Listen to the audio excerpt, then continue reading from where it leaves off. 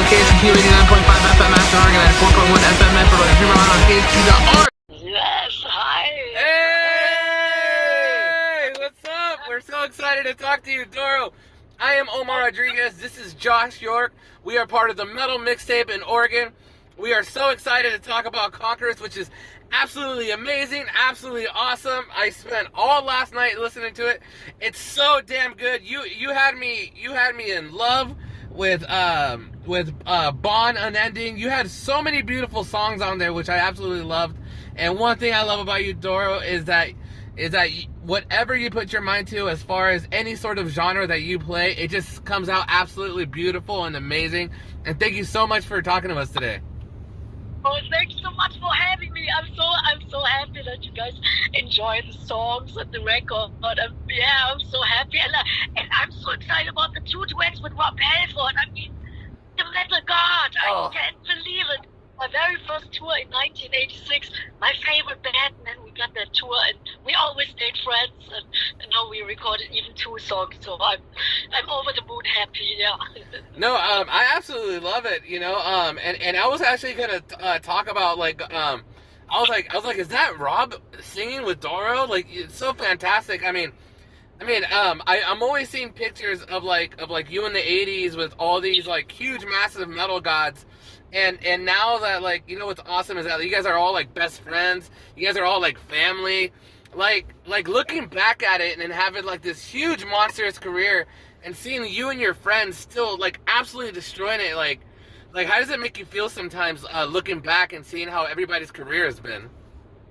Oh man, it's so great that still all my heroes, they're still going strong. Like, you know, we just played in Brazil, the legendary Monster of Rock festivals, like earlier this year with Kiss, Scorpions, and it was the best show. And so I'm really excited. Everybody's still doing it, and you know, some of my favorite bands like Wasp and Saxon, and unfortunately Lemmy is not anymore with us, and Dio is not anymore here. But I still love all my heroes, and when they are doing good, I'm so excited, and it's great. And all these great big festivals, like we just played Wacken a few weeks ago, and then Iron Maiden was headliner on this one day, and you know, everybody was freaking out. So it's great, man. No, that's a huge still, and even bigger than, you know, back in the day. No, it's so incredible. And you know, it's cool that you brought up Wacken too, because this year at Wacken it got, like, really rained out. There was all these situations where, like, people couldn't get in and enjoy the show. Was it any different type of? Was this like your first show playing Wacken where you had to deal with, like, the rain and the mud? And because I saw some of the videos and people were just covered in it and swimming in it. How was it this year playing Wacken compared to the other years? Actually, I played Wacken. I think I was there maybe 20 or even 25 times. We were 9 times headliner, and I remember it was always raining.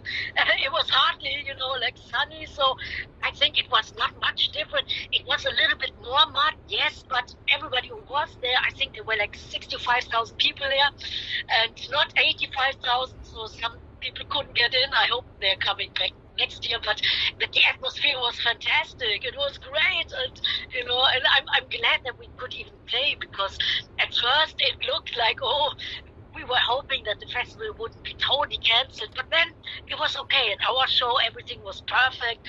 All the guests, they showed up. At first, we did one rehearsal one day before, and only one guest could make it because everybody got stuck in traffic and in the mud. And the only guy who could make it was the one with the longest flights. There was Joey Belladonna from Anthrax. He came all the way from, you know, I don't know. He took so many flights, and he came to our rehearsal. And all the other guys, they couldn't make it. They were stuck in traffic. So that was a little, you know, little tricky. But then when we played the show, everything worked out. Everything was good, and the very last song was Ace of Spades, and we did like a nice version with Mickey D, the former Motorhead drummer, now Scorpions, and Phil Campbell, and then the Wacken people, they had a special surprise for us. There was a big drone show in the sky, and you could see Lemmy's face, his hat on, his cigarette in his mouth. Oh, man. The cigarette was blowing smoke. It was spectacular. So it was really great. All the other guests were fantastic. Anti Kirsch of Blind Guardian was there, Udo Dirk Schneider was there, and so many great people, and it all worked. So I think this year Wacken, yes, it was a little bit more muddy, but the atmosphere was great. People who were there, they had a great time, and sometimes when you fall into the mud once, then you feel great. It's like you don't even want to take it off or take a shower. You just go muddy the whole festival, the whole couple of days. And I got stuck one time. People had to carry me out because I got stuck. I was in the mud till my knees, and it was pretty good. And it was so metal. I love it. In all the pop festivals they can be whatever, relaxed, and everybody's dressed up and stuff, and in metal, who cares, sweat and mud, I think that goes together really good, so it was good. I love it. You said that you headlined the festival 9 times. Do you get nervous when you headline the festival? I mean, there's so much history behind it. It's so monumental. Like we live in the United States, and we always see Wacken as like the premier festival on the planet. It's the place where dreams come true, and the place where where you feel like a metal god. The first time you ever headlined, was it more nervous than any other show you ever played? Hey, the first time we played Wacken was 1993, and we couldn't find it because it's such a small village, and we had a double-decker tour bus, and the bus driver, he got so nervous and he got so crazy, we couldn't find it. And then I saw one farmer way, in the back, and he was doing something. It was bad weather, and then I went with my high heels, ran to this guy, and I said, "Hey, we need to go to Wacken. We are playing a festival." He said, "Are you serious?" He said, "No, here's no festival." I said, "Yes, here is a festival, a real metal festival." And then he said, "Okay, I will drive you guys there." So this guy, it was something where you plow your acre, and it was like 20 kilometers, and we took like 2 hours to go to Wacken, but we found it. That was in 93, and it was actually pretty big, and not many fans were there because it was so new, but all diehard metal fans, and I got a little bit nervous because it seemed like the real deal. And then a couple of years later, we got invited again, and I thought, this is this little festival, and I think 3-4 years later, it was already 30,000 people, and then every 2-3 years, I went to Wacken, and it was always like more than I expected. And now I think maximum capacity is 85,000. That's that's the rule.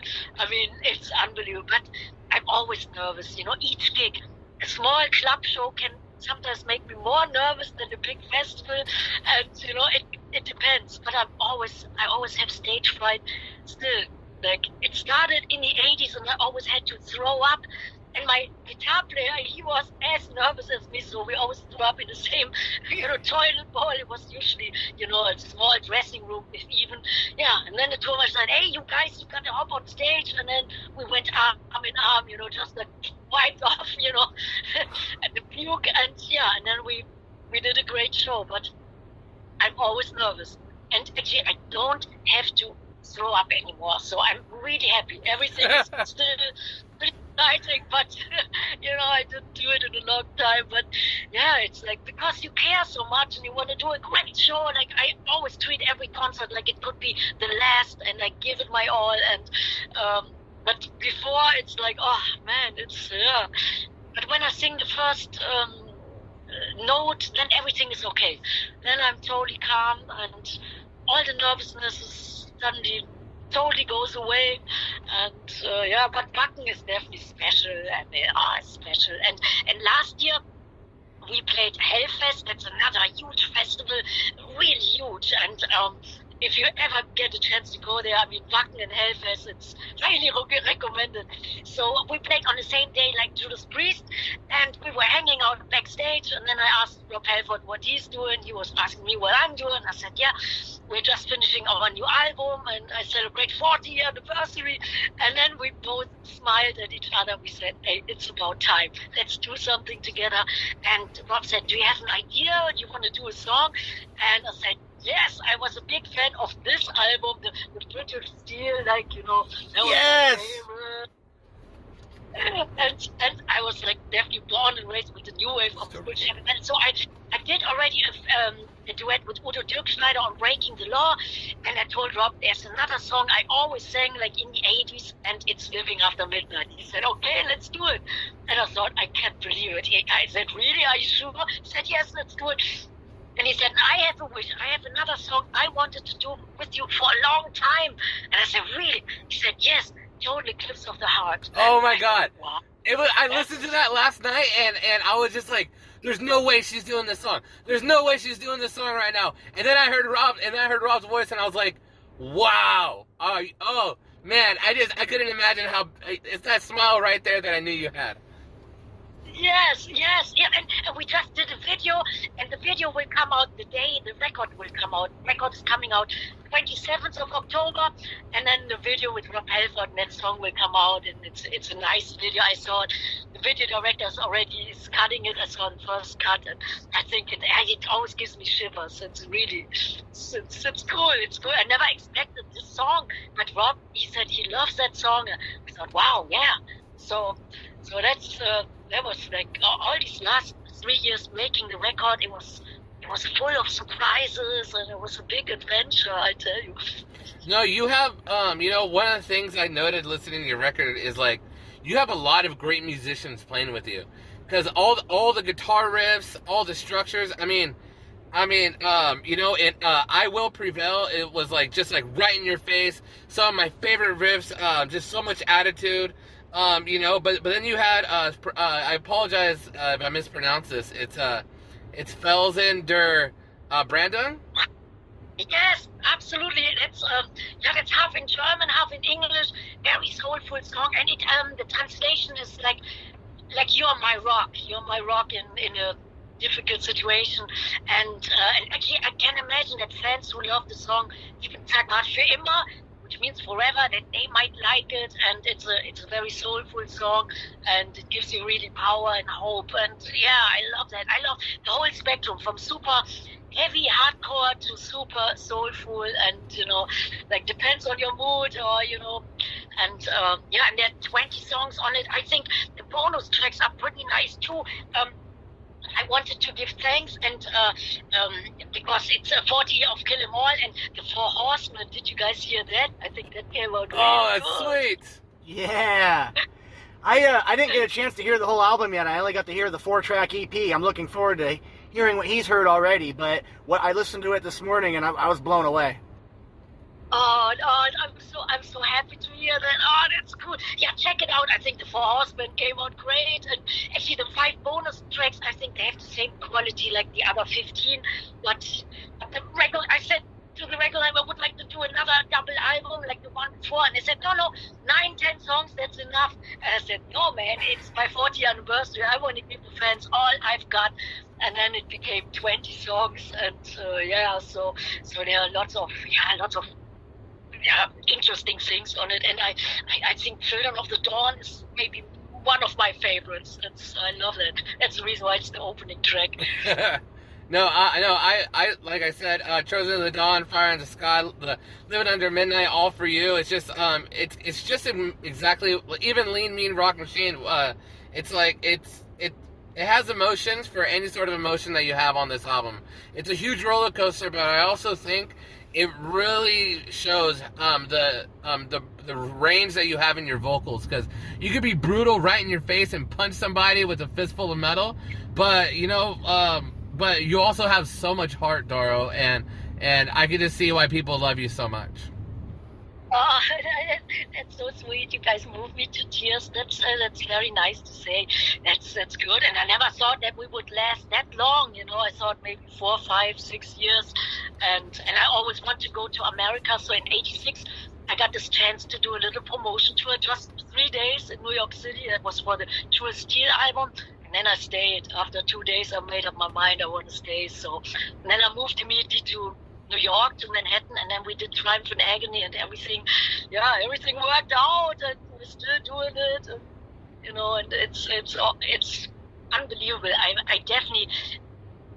I'm definitely living my dream, even though sometimes it's hard and it always goes up and down and up and down. But I could work with everybody, like, you know, everybody I loved, like Lemmy and Bonnie James Dio, and I was a big Kiss fan, so Gene Simmons did one of our records.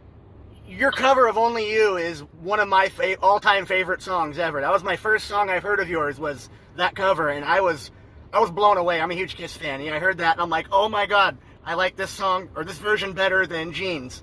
Actually, I like that, yeah. Don't tell him that, though. No, don't tell him I have a bootleg T-shirt on. It's a Kiss bootleg, but I love it. Oh, I love that. That's badass. I love it. Man. Cool. Oh my God. Yeah, oh man, yeah, Only You. When I first heard it, actually, Gene tweaked the lyrics a little bit for me, and I love the chord changes. I love the melody. I love that so much. We played it many times. We didn't do it recently, but yeah, I have to put it back into the set list. I love it. Oh, most definitely. Like I said, that was my first introduction to you as a vocalist, and hearing that song with that, I don't know, it just got more. You gave it what it needed. Put it that way. Oh, cool. Yeah, you know, it always makes a big difference when you love something, and the same I felt when I got the vocals of Rob Halford for Total Eclipse of the Heart. I thought, man, I could feel that he loves it so much, and I thought I better step up to the plate because I know he loves it, and you know, you could tell it, you could feel it, and yeah, I think that, you know, when you love something, there are no limits. Most definitely. No, I love it. Conqueress coming out October 27th via Nuclear Blast. Everybody, please check it out. DORO is forever long live the metal queen. Before we end this interview, can I just ask you a bunch of fun questions or random questions? Yep. So, anytime the anniversary of Cliff Burton comes up, you always post your pictures of you with Metallica, being young, and it was just like back when like metal was first starting and everything. What did you like about Metallica when you were first meeting them? You know, all of you guys first growing up, and how was Cliff? What did you like about Cliff Burton and Metallica? He was so relaxed, you know, like really, like cool, and you know, played fantastic bass, and he was like, you know, always smiling, always like, you know, in a good mood. He was really, yeah, very cool, and he had more like more like a hippie attitude, you know, like totally relaxed and cool. And the first time I met them, that was actually in '84, I think. We got a phone call, and it was a promoter in the Netherlands. And I said, hey, you guys wanna play a show? I have a little club here. And we said, that's cool. And there was one band pulling out. And I just found out who it was. It was actually Twisted Sister. They were supposed to play, but they didn't play. I don't know. And they said, you guys want to play? And we said, yes. And the guy said, wait, but there's another band from America. They're coming from far away, from San Francisco. You guys have to play before that band. And we said, yeah, no problem, super. So we went to the Netherlands, and, you know, we were playing a show. It was maybe 400 people there, all going crazy, like living, headbanging, sweating. It was fantastic. And then we said, hey, let's check out this band, you know, the other band. And it was Metallica. And I walked on stage, and I thought, wow, you know, and back in the day, it was very hard to even get information, you know, no internet, no cell phones. You just had like these little fanzines, and usually it was like handwritten notes and then photocopies, you know, maybe a black and white photo, but the photocopies. So we didn't know them so well before, and then they did a fantastic show, and you could tell they would be big. You could tell. And then I fell in love with their music and Kill 'Em All and Ride the Lightning. And then we did another big festival. Actually, Venom was the headliner. It was the Metal Hammer Festival in Germany. It was based on the Rhine River. It was really nice. It's called Lorelei. And Venom was headliner in Metallica, in Warlock, and all the other bands. We were kind of the support bands, and Venom was that big deal.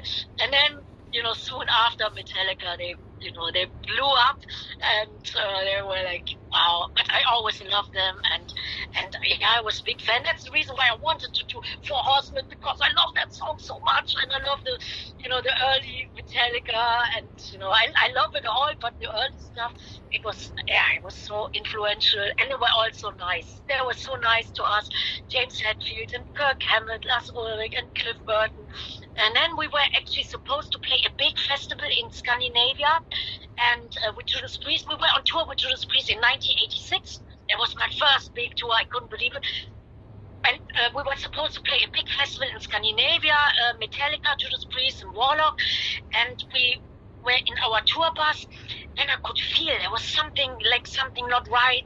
Really dark skies, like it wasn't cold, but it was bad weather. We were sitting in a tour bus, and we had a strange feeling, and suddenly I had a really, really strange vibe, and I thought, man, I hope everything is okay. And then we went to it was a big festival setting. Then we came there, and nobody showed up, and we thought, that's really strange. And then later on, a couple of hours later, we found out that Metallica had this bad accident, and that Cliff lost his life. That was the first time that we felt, one of us is gone. That was so unbelievable.